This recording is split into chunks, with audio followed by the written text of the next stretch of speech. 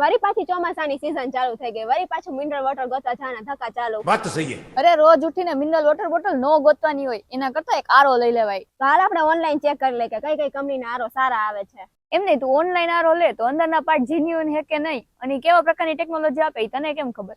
અને કદાચ માની લે કે તે આરો ઓનલાઈન લઈ લીધો તો આફ્ટર સેલ્સ સર્વિસ નું શું?